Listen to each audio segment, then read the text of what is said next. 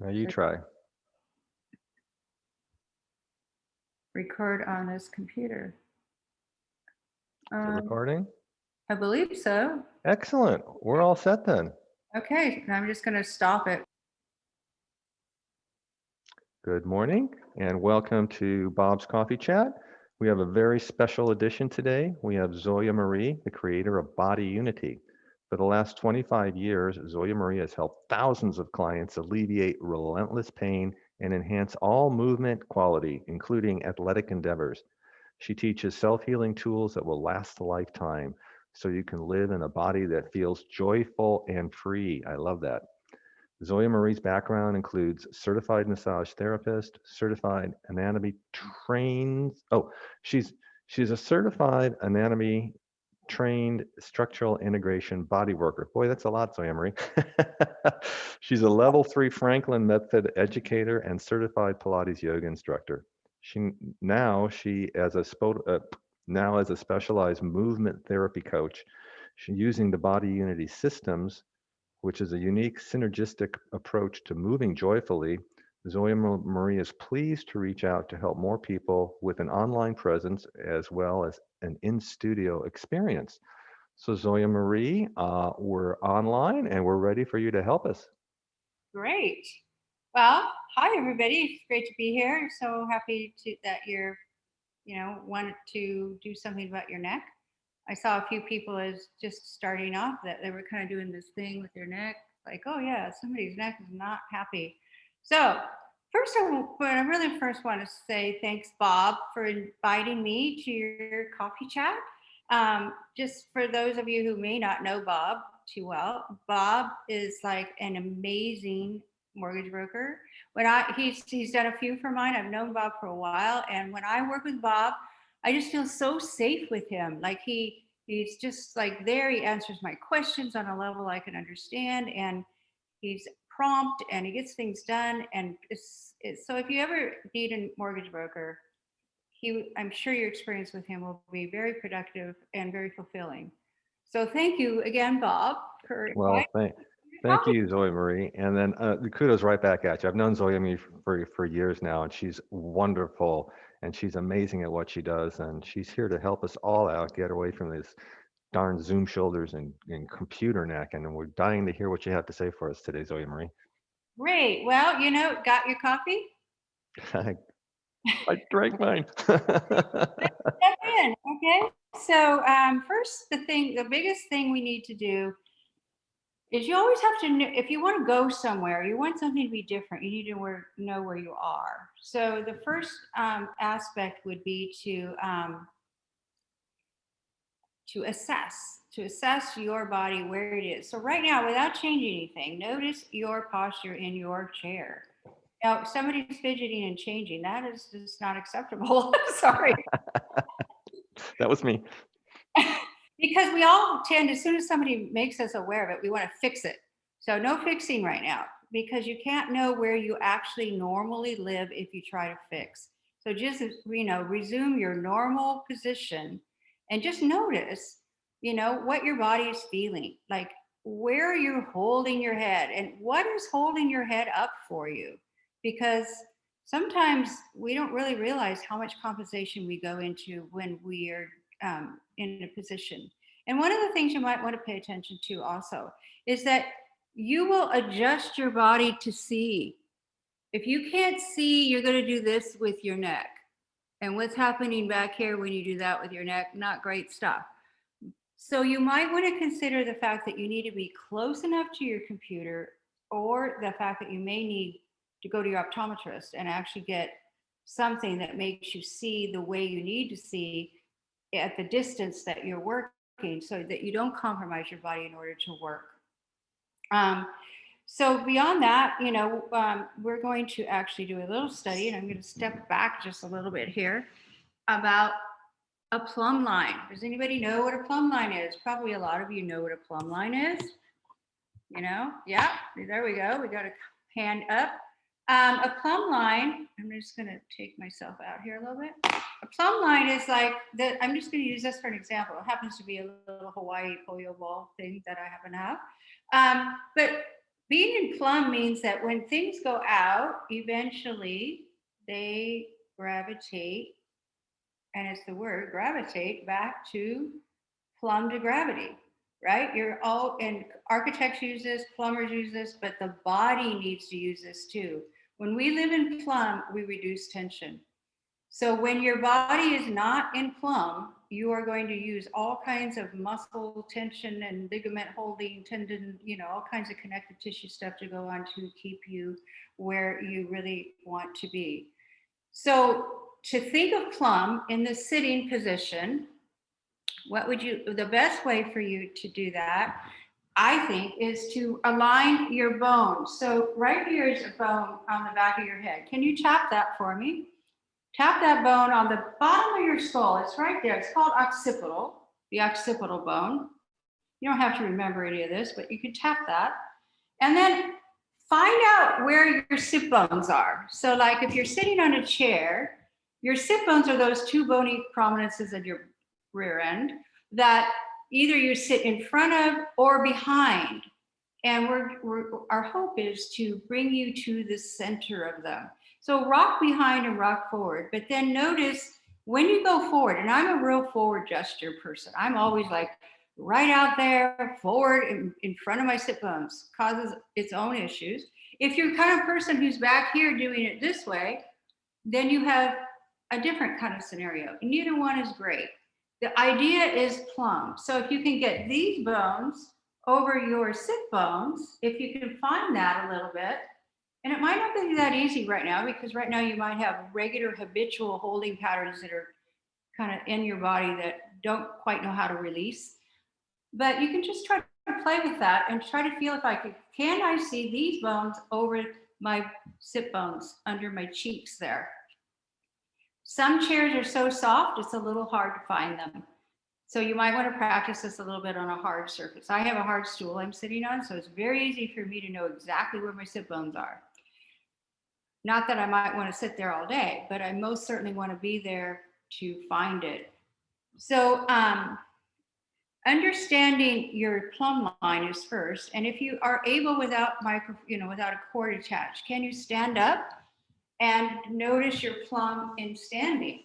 So in other words, you have your occipital bones, you have your sit bones under your butt. Sorry, I don't want to offend anybody saying butt, it could be bum. And your heels. So feel your heels, those bones in your pelvis, they're called your ischial tuberosities, if you're interested, and the occipitals. And those three bony landmarks are a really good way to find out if you're living in plumb or are you leaning. And so just for an experiment, go into the balls of your feet, and you might notice that your neck does something weird. It has to your chin might go up a little bit just because you're gesturing forward. Because, for one thing, you will always land your head back over center no matter what you're doing, because ultimately you want to protect your brain. But if you can find that for a second, I just want you to feel if you can or cannot. You might have a little gripping in your quads, for instance. Something might be trying to hang on if you get back on your heels a little more than you're used to. That means that fascia in your quadriceps is a little sticky and tight and not allowing you to go there. Don't force it, just notice your experience with trying to get there. So you can sit back down again. So now I need to explain to you a little bit before we get started on the real work, is what fascia is. So fascia is basically wraps around every single thing in your body. It wraps around your heart, your pericardium, it wraps around your muscles. Every muscle is fascially wrapped. So if I have this little thing, and it's like a muscle, and it's nice and spongy, because muscles are full of blood and they're very spongy, but muscles live in a bag. And that bag is shaped to be the muscle shape. So when you stretch or you work your muscle, the bag needs to be cooperative and not too sticky, and not too sticky to the bag next to it, because every single muscle is wrapped in its own bag. Every blood cell is wrapped in its own bag. Fascia wraps around everything. In fact, if you took If you did it, if you took everything away, your blood, your skin, your muscles, you would look like a loofah, because the fascia is what shapes your body. It is the glue that holds you together, and it's also the structure. So everybody talks about collagen. Well, collagen is one piece of fascia, but there's the elastin as well. So we want to have the combination of the support, because fascia is there to support and protect every part of your body. And yet we want elastin, which gives you some spring so that you can move and rebound and move and rebound and move and rebound. So you want all of that going on. You know, we talk a lot about, one of the things I just want to mention on the side there is the IT band, right? Everybody talks about their IT band. Well, there it is. And everybody's like trying to make it flexible. But guess what? Your IT band is not meant to be flexible. It is there to support you so you can balance on one leg or you can walk. If you had a flexible IT band, your hips would be going all over the place. It's the tissue around it that you might want to create flexibility in, but not the band itself. So fascia has many, many jobs. Some of them are very strong, lots of support. Some of them are a little bit more flexible, like in your blood system, for instance. But it's important to understand fascia in order to do what we're going to do, because I'm going to help you release some of the fascia around your neck structure. So to begin that, we are going to first just move your head from side to side and notice your range of motion. Don't force anything, just go to where it stops. And then go to the other side and notice where that stops. You probably have one side that goes a little further than the other, very common. And then you're going to take one ear to one side and one ear down to the other side. And notice the range you get there. Now, if you're bending your whole body to get there, then that's kind of a cheat. So you really want to try to isolate what is the actual muscle or tissue doing. And I'm going to refer to it as tissue because muscles are tissue, but fascia is connective tissue. So I'm going to always say tissue so you understand what I mean. So when you just test that range, that is your assessment. So now you are noticing where the range is, because then when we do the work, you need to re-notice. Now, why do we need to do assessment and reassessment? Because it's not just like, oh yeah, it feels better. It's more about actually there's brain cells in the hippocampus. When you have a good result, you have a joy center in your brain that says, oh, I like this. And if you like it, you'll be motivated to do it again. So it's always good to take even 1 second, 2 seconds to reassess after you do anything. And that's for anything you're doing in your life. Before you take a walk, after you take a walk. Oh, I feel better when I got back. And then you might want to define, how did I get better? But the point is that just paying attention and having that acknowledgement is a really important step. So we're going to move into doing some manual techniques on your neck. I'm going to scoot a little closer so that you can kind of see what you're going to do here. So this is for you to help yourself. You're sitting in your office. Your neck is driving you nuts. And I'm going to just move my camera a little bit here. So first off, we're going to start right here on this part of your neck. So there's a big, thick, or thin, excuse me, very thin muscle that goes through here. It's called the platysma. And it has a fascial layer on the outside and on the inside. Now we're going to work that first because that's kind of like the wrapping around the entire neck. So it's kind of like the outer layer. Now you want to make sure you never ever push on the cartilage here. This is very sensitive, visceral neck stuff. This is not, we're not going to push on that, okay? We're going to go to the side. But I want you to have soft hands, and we're going to take the knuckles like that, and you're just going, pardon? Let me say something. So we're going to take one hand, not two, one side, choose your side. Don't do both at the same time. It's a little too much. So keep your nose straight, and you're just going to like drop your elbow, and you're going to notice like, well, first off, like just feel your skin, like you're rubbing your skin. Okay, that's one thing.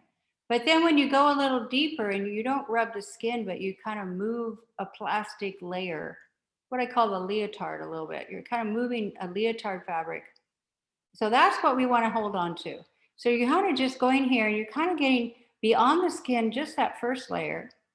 And then you're going to just turn your head away from your hand and you'll feel more of a tug underneath your knuckles. Now your fingers are soft and you're not pushing into your neck. Think of your neck as a cylinder and you're going around.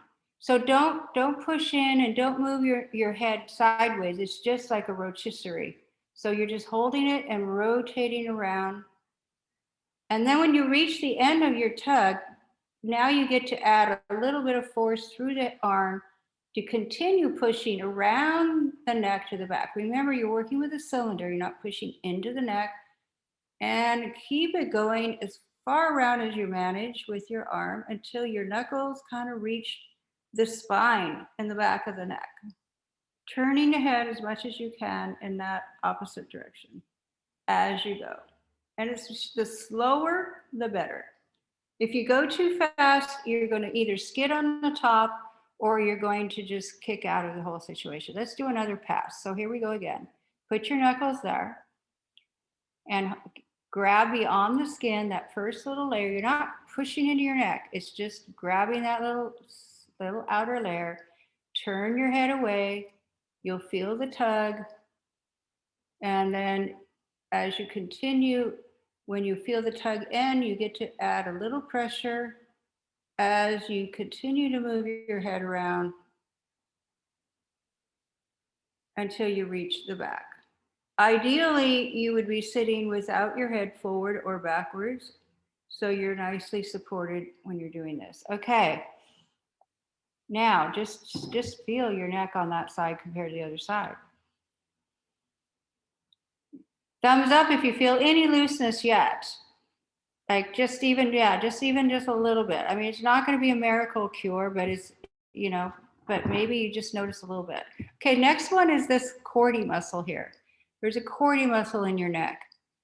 So if you grab this cord, so I put my thumb in here. Again, you're not on your thyroid here. You're off to the side. And if you go like that, you might be able to find like a little ding, ding, ding. You can get the cord, kind of know where it is.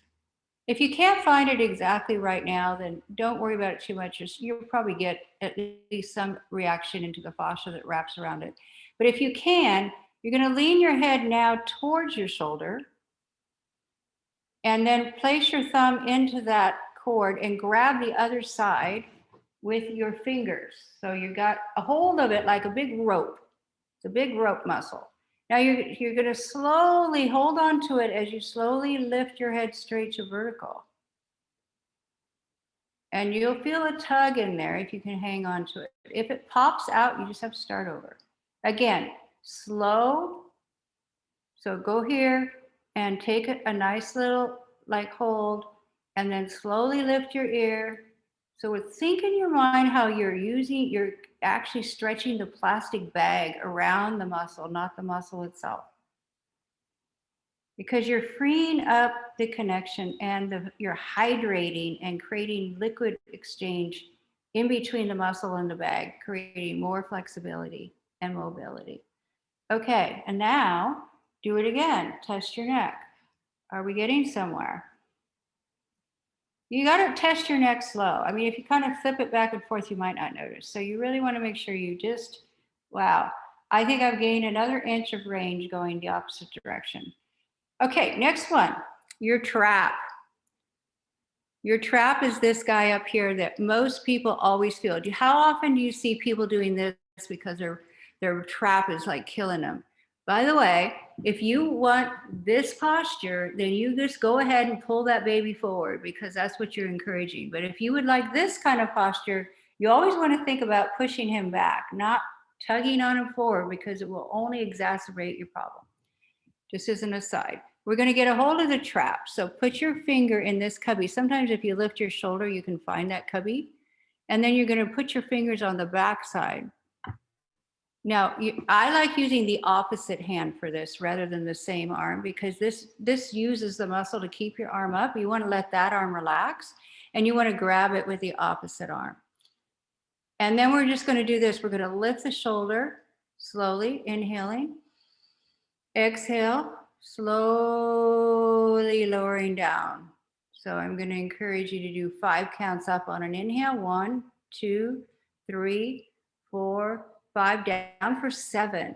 1, 2, 3, 4, 5, 6, 7. Inhale up. The rest of your body should be nice and stable and solid, whether you're standing or sitting, and lowering the shoulder down. One last time. Make sure you got a hold. If you kind of lost the hold, relax for a second and grab again, and then go up, 2, 3, 4, 5, and down, 2, 3, 4, 5, 6, 7. And then let that arm go.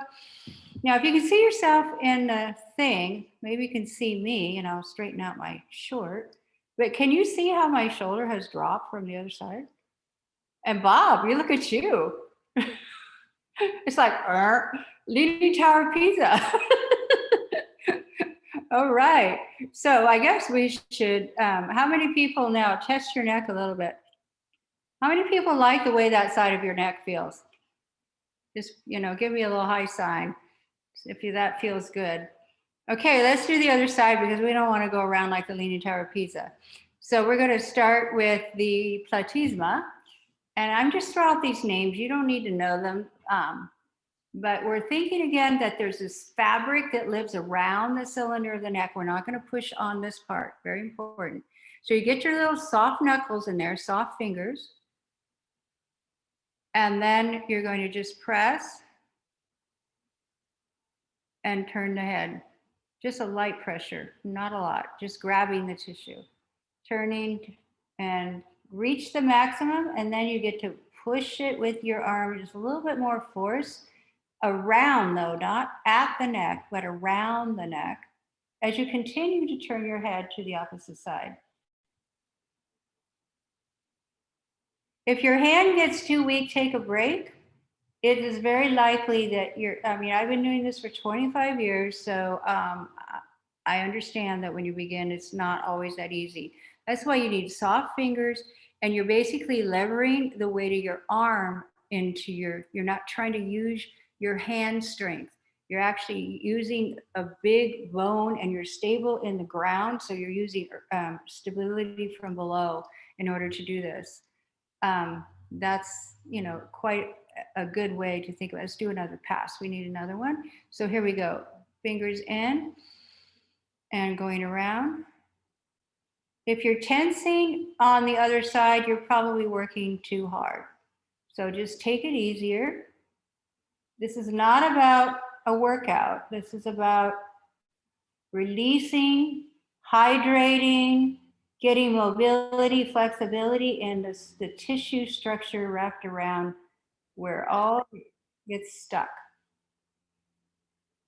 And all the way around to the back. And coming back, take a breath and let the arm go. So sometimes if the hand gets tired, the arm gets tired, you're not going to benefit if you create tension and stress in one part of your body in order to release another part. So you always have to listen to that. And if it's time for you to quit, it's time for you to quit. Okay, so so that arm gets to take a break. Now we're going to use this hand to go for the sternocleidomastoid. So we're getting this little guy here. Now the best way to find him is to turn your head to the same way, because this guy goes on slack. If you go the other way, he's tense, or if you go forward, he's tense. But if you go this way, he's on slack, and you can get a hold of the cord. Your thumb goes in that little spot. Again, not in the front, around the side. Very important that you don't push on the front. It's very important when you don't hurt yourself in the process of helping yourself. And then bring your fingers to the back. And then we're just going to slowly lift the ear away from the shoulder straight up. Or a little over if you can manage. If your fingers pop out of that, you just have to come back and get your hands wrapped around it again. Hang on. So that basically we call this a pin and stretch. So you pin the muscle, you pin the fascia, and then because your movement is taking the other end of the fascial band, you're getting some motion in it, and you're encouraging a little bit of heat and a little bit of fluid rushing in. Hyaluronic acid is the fluid that we use in our body to nourish and to lubricate. One more time for this guy. This guy is your number one computer neck problem. So here we go. We're going to go one more time. We're going to reach the ear up to the sky, away from the shoulder, as much as you can tolerate. It can be quite sensitive, especially when it's been stuck for a long time. And then let your hand drop and shake it out. And then notice how that side's starting to free up. Okay, and then we're going to go into the trap. So here's the trap. You know, get that little cubby there with your thumb. So you're right in this little area. And then you're going to put your fingers around the back and grab on. We had a question about that. Are we holding the front and the back of the trap? Yes. Okay. Front and the back. You're kind of grabbing the dude up here, the ridge of the upper trapezius. This guy feeds right up into all the cervicals of your neck. Very important to get him to let go a little bit. What if the hand is too weak or you have limited mobility to grab it? If your hand is too weak, you only can do what you can do. There are, and I'll explain this later, but I do have ways with my work where I use an extra tool that you can have that's not expensive that will really help you out with that if your hands have a problem. Yeah, Avis is showing a tool. Avis is one of my students. So it's a red Franklin ball, and it's really good for grabbing the fascia in a very gentle way. And that is something that could be helpful. Okay, so do what you can for now, because your hands will get tired. And by the way, if you have nails, you won't be able to do it as well, because you can't round the tips of your fingers. Your nails are going to make your fingers go more straight, and they're going to get more tired. So I know a lot of people like having nails, but it will limit your ability to do this kind of work. So it's your choice. So anyway, here we go. We got, just do it again, because we need to do the shoulder movement. So we're going to take the shoulder up and slowly bring it down with an exhale. Inhale up for 5, 3, 4, 5, and down for 7, 2, 3, 4, 5, 6, 7. Inhale. Up you go, nice and slow. Bring it up close to your ear and exhale, lower, slow, slow, slow, slow, slow, slow. And the more you let your elbow hang, the less tired your hand will get. If your arm is up here, you're going to get more tired than if you let your elbow hang. And then just release that. And now notice your head. How is that feeling? Are your shoulders level now? Are you no longer leaning tower of pizza? We have one more one that's kind of important, and it lives back here. It's right by your spine here, and it's a big ligament. So if you know, remember how cows have these huge heads, and their heads are very, very heavy? Well, they have this huge, huge ligament to hold that huge head up against gravity, right? So we have one too, but because we're a biped, it's smaller. But when you have computer neck, you actually build that up quite a bit because your head is out of plumb. So you're actually building the tissue around there. So let's free that one up. So this one might be a little easier for some of you. You're going to grab this with one hand and grab the lower part with the other hand. And then just, catch your head normal and then hold on to it, pinch it. And then slowly lower your head just a little bit. You're going to just do little nods. And then you're actually going to pull it away from your spine. So it's kind of like, when you pick up a cat by the nape of the neck. You're going to grab yourself by the nape of the neck. Try to go a little lower than the skin layer if you can. There is you'll find it if you can get your thumb and fingers on both sides wrapped there. There's like a density there. That's the one you want to grab, but you won't be able to hang on to it too much as you pull out, like I said, like the nape of the neck of a cat would be pulling away from the center. And then notice your head. And also, let's go back and find our plumb line again. Can we find these bones over our sit bones in our chair? And does it feel easier to find? Yes, Bob says yes. Anybody else for a yes? Yes for Ken? Yes for Yvonne? Yes, Denise? Great, great. So yeah, so the whole thing about freeing the tissue allows the hydration and the communication from your nervous system as to what is appropriate for your body to do naturally. Your body naturally wants to be in plumb. It's things we do in our life that take us out of that, and we get into a habit, and then we forget. We forget what habit. We forget that we have a habit. Until you actually start freeing things up and playing with that, you'll find out, oh, I have a choice. I don't have to have that habit that makes me uncomfortable. I can make a decision to do something different. And I can also do things for myself, so I don't have to spend $200 going to a body worker to do it for me. So that's the one piece. And then the other thing I would like to talk about a little bit is the fact that it's also about tensegrity. So what is tensegrity? Tensegrity, this is a tensegrity model. That is a coined phrase by Buckminster Fuller. And he was an architect. And buildings are bent with tensegrity. There has to be some movement in the structure for an earthquake or for the wind or, you know, whatever. But it's in architecture, it's small, but it's there. In a human body, we still have this architecture. So all of these things, all pieces, you get one piece out of balance, and it makes the whole structure get out of balance. So you freed up your neck, you felt a little bit more plumb line, but the point being is that there's other parts of your body that are compensating or helping you do your habits that you created. And there's also parts that could be creating discomfort. So one client I had, she had a really problem right shoulder. Her right shoulder was really pulling forward, and it gave her so much pain. And she tried everything. She'd gone to chiropractors, she'd gone to, all kinds of different kinds of body work and so forth. And nobody seemed to be able to kind of make it feel better. So when she came to me, and I do an intake, and I found out she had a couple C-sections. So she had this huge scar across her belly.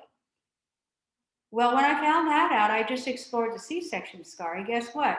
On this side over here, that scar was so adhered, and the sling of fascia from here to here was dragging her shoulder down, and she couldn't fix the shoulder because this was too adhered. So worked the scar for about 10, 15 minutes fascially, and suddenly and I got her stand back up, and I hadn't even worked on her shoulder. And she goes, oh my God, my shoulder feels different than it has for years. So the whole point is that your body is all connected, and body unity systems, this is the way we approach you. We look at the entire picture.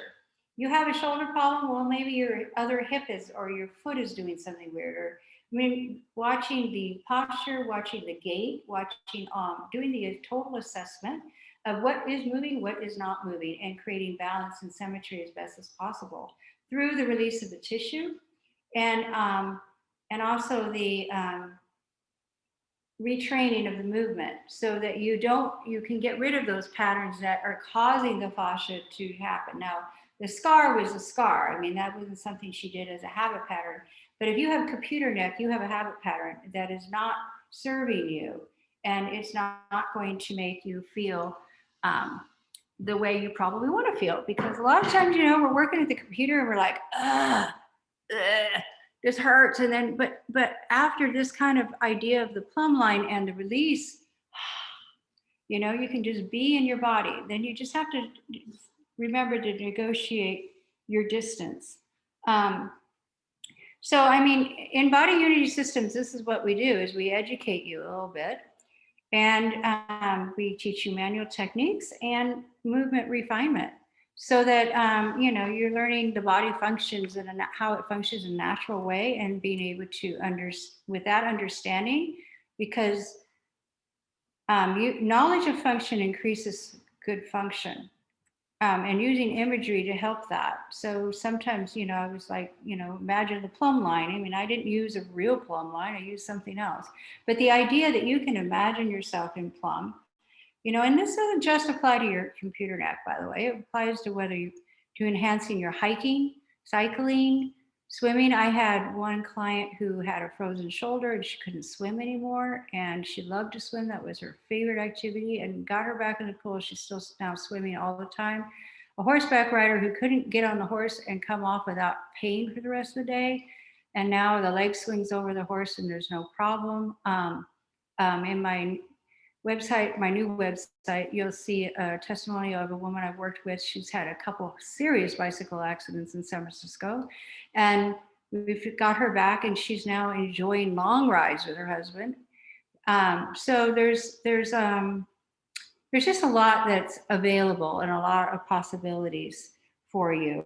And so just want to let you know that, you know, it really brings me so much joy. I mean, it's just like my love to do this work, and to find people re-engage in their life the way they love to, what they love to do.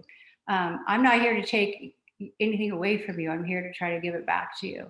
So that is why I'm really passionate about this, and why I work, you know, in what I work, because this means so much to me. So I would, you know, if you're interested in knowing a little bit more or conversing, I normally charge like, I have like a 30-minute consultation, and I normally would charge $100 for that. But for today, I'm offering it to those of you here for free. And, you know, all you have to do is contact me through the email or text me, and I'll get back to you, and we can set up a time for that. Body Unity offers a lot of options. So, but the first step is to find out, you know, where is your body? You know, what is it you need? And see if you know what I'm doing. And also, if you're not interested in the consultation, and you just want to like kind of know what other workshops might be coming along in the future, you can just sign up for the email, and you'll just get, you know, you'll get notices on all offerings that Body Unity will be offering, Body Unity Systems will be offering. So with that, I'm just going to open it up for the rest of the time for Q&A. Any questions?